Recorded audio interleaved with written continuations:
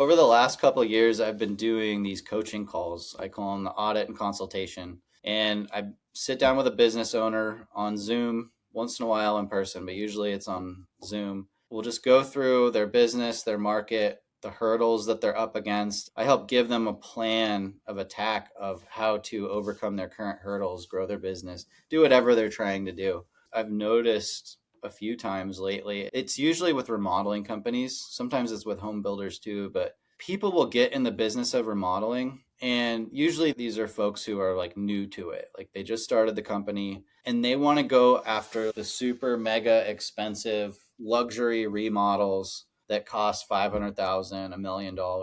But they're new to the business. They don't have a portfolio. They don't have many, sometimes any like past customers. Like they're just getting into it. And my message to these people is that you need to walk before you can run. And I want to be clear, I don't want to be a naysayer. I don't want to say that you can't just go after these super high end clients.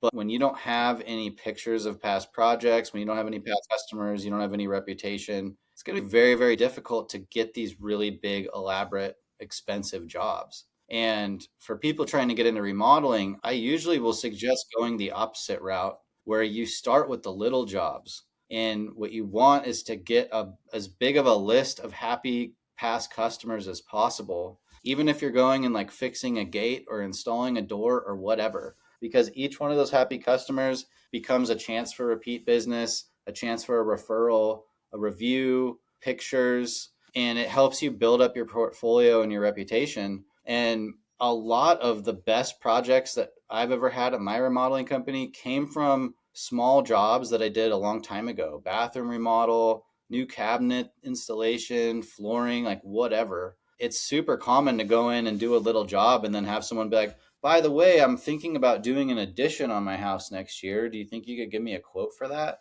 And it ends up becoming a really great client. And so that's much more reasonable of an approach for a new company, maybe even an older company.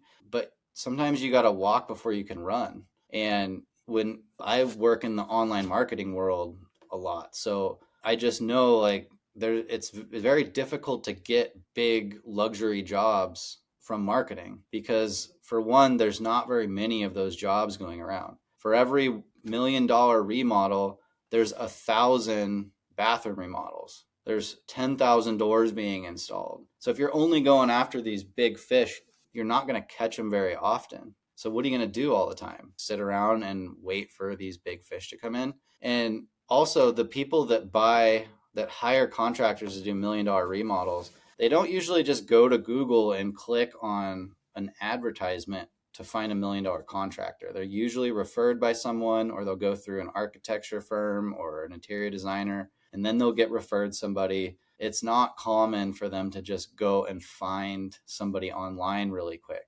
It doesn't happen very often. And so you're shooting yourself in the foot if you're only going after those kinds of clients. And I talk to people in regards to marketing all the time. And so when people come to me, often they're looking for help with marketing and getting customers. And I just have to tell them that truth is it's really hard to get these jobs. So, if you're in that boat, like I recommend taking a step back and trying to figure out how you can create as big a list as possible of happy customers that can have you back to do bigger jobs, can refer you to other people, can give you reviews, and that you can get pictures and build up a portfolio and a reputation, because then those big jobs will come your way more often. But if you're just going to try to go straight for those, you're probably not going to do very well. So if that helps you, leave me a comment. Let me know your thoughts. If you think I'm completely full of shit, leave me a comment. Tell me about it. I'd love to hear about it. This is just one man's opinion. But I've been doing this a long time, and I've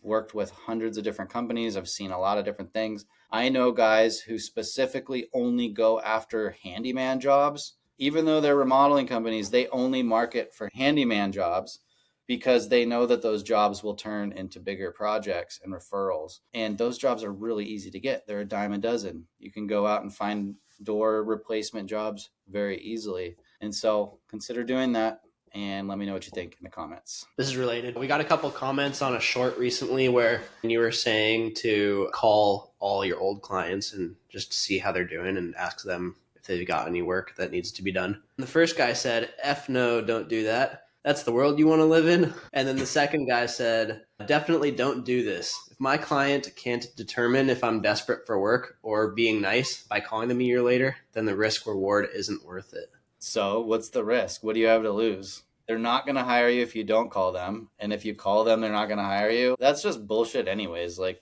whenever I talk to any past client, I don't just call them and say, "Hey, can I come to your house and work and get money?" I just talk to them like a human being. Like a lot Yeah. of my clients are like my old friends. If I remodeled a kitchen a year ago, I might call and just be like, "Hey, we remodeled your kitchen. How is it going? Do you still like the countertops you picked?" Like Hmm. just talk to them. Anybody who's Yeah. afraid to talk to their customers is mistaken. They're not doing it right. You should have a Yeah. relationship with these people. That's a theme that I've definitely seen with successful service business owners is being really friendly with and like actually having relationships with their customers and not just being transactional. And so I think Yeah. what he's saying is that it sounds like this is a transactional phone call. And so it's going to turn people off, but it's the total opposite. It's a relationship building call that might turn Yeah. into Well, business. and he's assuming that you only call your clients when you're desperate for work.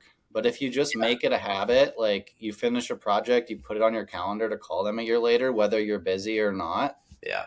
If you call your client, check in with them, and they're like, "Hey, I actually was thinking about doing an addition," and you're like, "Well, I'm kind of booked out, but we could schedule an estimate for you in 2 months." Like we Hmm. have that conversation all the time because most of the projects we work on now are from referrals, or most of them are past customers. We have a Yeah. handful of customers that just keep building more stuff, and so we're talking to them all the time and constantly planning future projects.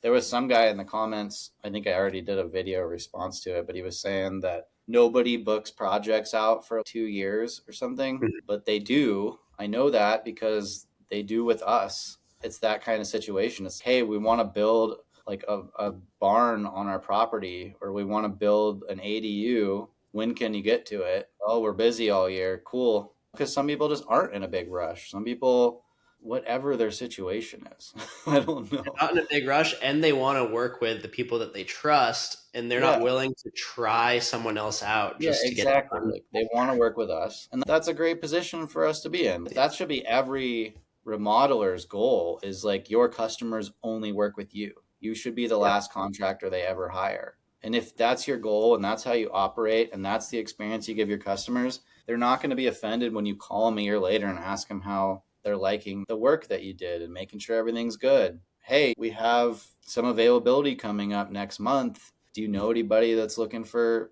any work to be done? There's nothing wrong with asking that. Yeah, not at all. The other part of this guy's comment, he said, you know what works 100% of the time? Answer every phone call and set up an estimate and be on time when you do that estimate. He's right about that. That's Hmm. actually another thing I wanted to talk about is we do Google ads for tons of different companies. And Google ads, when you set up your conversion tracking properly, I did a video on this recently. You can go in and see a list of all the calls that have come in from Google ads, and a lot of them get recorded. So you can go in and listen to them. And for some of our clients, I personally go in and will audit some of their calls. And the other day I went in and for this particular lead that this company bought through Google ads, this lead cost like $700.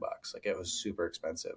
The person called in and the first thing that answered was like a hold message. We're going to place you on hold. And the guy's like, "Oh, they put me on hold." And then 5 seconds later, this girl answers and they're like, "Oh, you put me on hold." And she's like, "Who put you on hold?" And it was like this totally botched answer. And after like a minute, the guy just ended up hanging up. And so that's a lead that this company paid $700 for, and they lost it. It's like getting past a football and just missing it, fumbling it. They fumbled it on the intake. And like customer service is one of the few things that we can control. Like when it comes to marketing and advertising, like you can't control all of the factors. You can't control what your competitors are doing. You can't control what the advertising platforms are doing. You can't control what your customers are doing. The thing that is in your side of your control is your customer service. How you pick up the phone, how you schedule appointments, how on time you are, like what the experience you give your customers is one of the few things that we have total control over. And so that should be the thing that you ace every time. And if, like that guy said, answer the phone, be on time, you would think that's basic stuff. But I'm guessing you watching this right now, you can think of many instances where you're guilty of not doing this properly. You don't answer the phone properly. You forget to call people back. You don't get back to them in a timely manner. You're late. You forgot to send the estimate, whatever. If any Mhm. of those things are true, then you're shooting yourself in the foot. And I come from the marketing world. People pay my company and they pay Google and they pay Facebook, all these companies, a lot of money to generate leads. And if they're burning them on the front end, you're literally burning your money. Like, it's completely pointless. So I tell this to everybody, but especially new businesses, focus on this. Even if you only have one customer, that customer better have the best experience of their life. Figure these things out when you're new and you don't have a ton of volume going on, because once you get a ton of volume going on, it's a lot harder to figure this stuff out and fix it. So get it Mhm. right from the beginning. So as you scale up and you do more and more, it's ingrained. You and your employees, everybody habitually does this stuff correctly. And these days, especially with local service businesses, if you just do that, you could do everything else bad, but if you give amazing customer service, like your business will be successful. Your product could even be subpar. But if people Mhm. just love working with you, they will keep hiring you for subpar work. You could be the best craftsman on the planet. If your customer service sucks, people don't want to work with you. So let me know what you think in the comments. If you disagree, I definitely want to hear from you. But this is common sense. Good customer service is good business. And I just want to point out that's one of the few things us as business owners and employees and everybody involved in the company, that's one of the few things we can control. So control it.